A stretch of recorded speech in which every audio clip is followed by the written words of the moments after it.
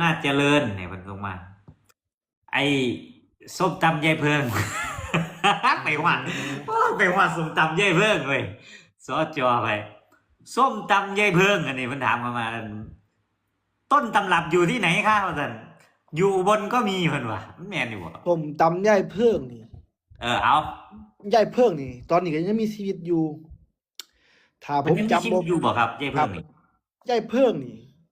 ไอ้ส้มตำยายเพิ่งในจังหวัดในตัวจังหวัดตรงข้ามโตโยต้าอยู่แถวโตโยต้าอำนาจนี่สี่แยกโตโยต้านี่สิเป็นลูกสาวเพิ่นตำลูกสาวยายเพิ่ง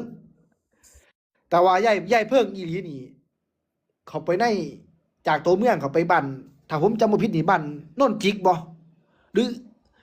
บ้านอีหยังโน่นจิกผมจำบ่ผิดนี่เขาไปจากตัวอำนาจประมาณ7-8 โลจะไปพอเจอยายเพิ่งอีหลีตัวนี้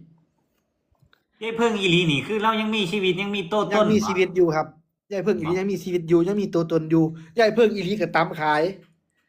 ลูกสาวเราก็ตำขาย แต่ว่าคนส่วนมากที่ไปซื้อกับลูกสาวเราเพราะว่ามันทำเลดีติดถนนชย่างกูลอยู่สี่แยกโตโยต้าไม่สามแยกโตโยต้าอำนาจ อืม อ๋อก็แยกโตโยต้าอันนี้ลูกสาวเราแต่ว่าก็ใส่ซื้อว่าตำยายเพิ่งคนก็สิไปซื้อหลายเพราะอันหนึงมันสะดวกสบายอยู่ข้างทางอยู่ถนนชย่างกูล เนี่ยคือกัน